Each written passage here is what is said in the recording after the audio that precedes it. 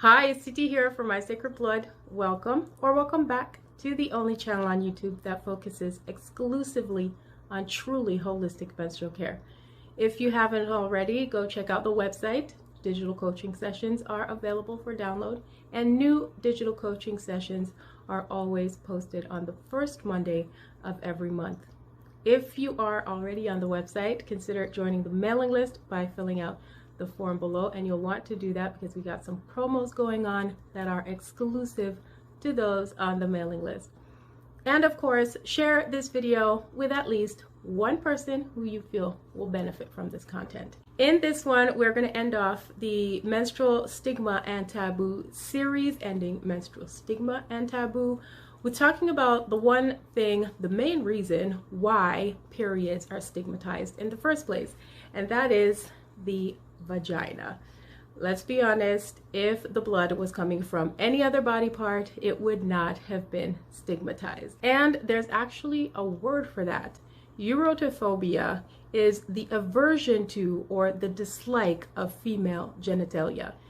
I wasn't able to get the exact etymology of this word, but apparently it's related to some river, which would make a lot of sense here because river, flow, period. Maybe a stretch, but I wasn't able to find an equivalent for an aversion to or a dislike of male genitalia. I actually didn't look, but if you know it, please do let me know. Post it in the comments. In any event, urotophobia is a Greek word, apparently. So between that and hysteria, I think it's safe to say that ancient Greek men just did not understand or did not like female genitalia, which is unfortunate because a lot of gynecology that we understand today is based on Hippocratic or Greek gynecology.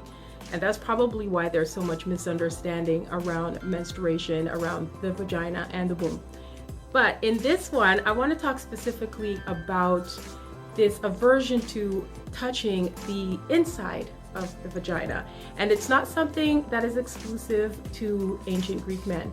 This is something that a lot of women are faced with today. A lot of women do not like to touch the inside of their vagina. And I've actually read many different blogs and articles where women are advised not to wash the inside of their vagina. I know this is a topic that I've covered a couple different times in a couple different videos. So to avoid having to talk about it ever again, I'm just going to simplify the whole thing just by mentioning a few of the things that we do allow inside our vagina, or that we willingly put inside our vagina that is not our own finger. So the first thing that we stick inside our vagina and don't seem to have a problem with are, of course, tampons and applicators to insert the tampons. And these tampons, sometimes made of very toxic materials and plastics, are inserted in the vagina, and they sit there for hours on end, for days on end. And the same people who have an issue washing out their vagina, the interior of the vagina, don't seem to have a problem letting a tampon sit there for that long. So if you can't stick your fingers in your vagina, then you probably shouldn't be putting tampons in your vagina. The next item is, of course, menstrual cups. Some menstrual cups are made of medical grade silicone. Others are made of simple plastics, which are toxic to the vagina and to the female reproductive system in general. And again, a lot of the same people who have an issue washing the interior of their vagina with their own fingers don't seem to have much of a problem sticking these cups inside their vagina and having it sit there for up to 12 hours, some of them claim. So once again, if you have an issue putting your fingers inside of your vagina, then you probably shouldn't be putting menstrual cups inside of your vagina. The next item that some women who have an issue sticking their fingers into their vagina will willingly put inside their vagina are birth control devices, and sometimes even gynecologists will recommend these things. And these are things like IUDs and rings, etc.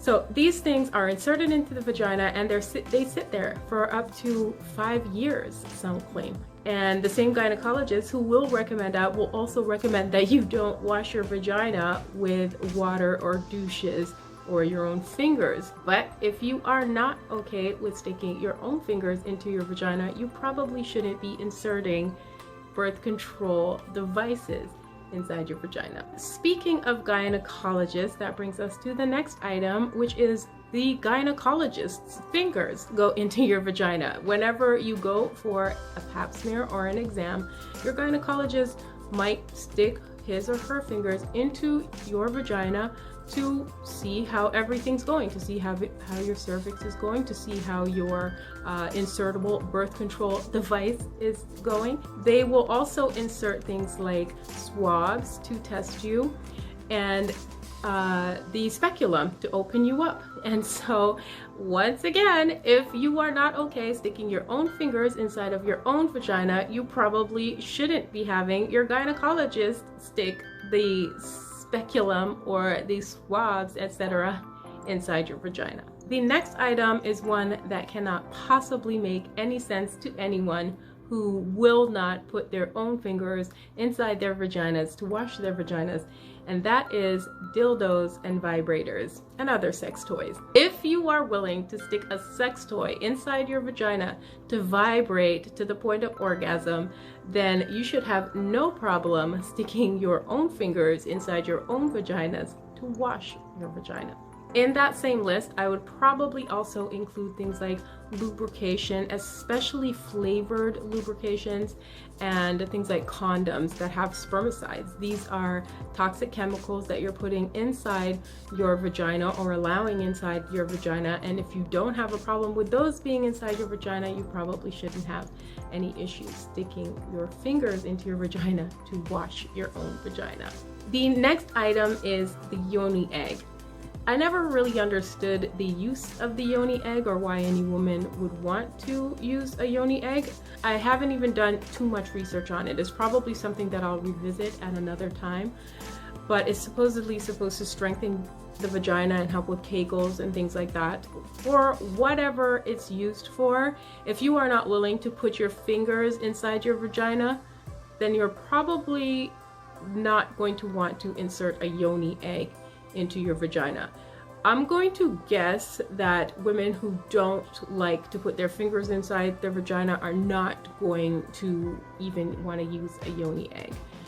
But that said, if you are not willing to put your own fingers inside your vagina to wash your own vagina, then you probably shouldn't be sticking yoni eggs inside your vagina. Now finally, the last item should be pretty obvious, and that is penises, tongues, and other people's body parts.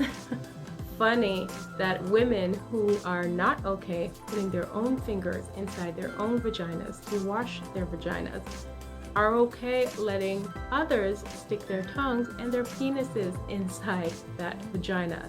Now, I am being facetious in this one, but it is just to prove a point.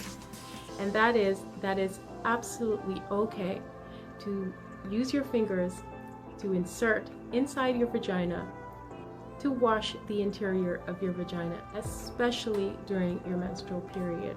If you're not comfortable doing that, then I would have to wonder and ask why you would be comfortable sticking anything else inside your vagina.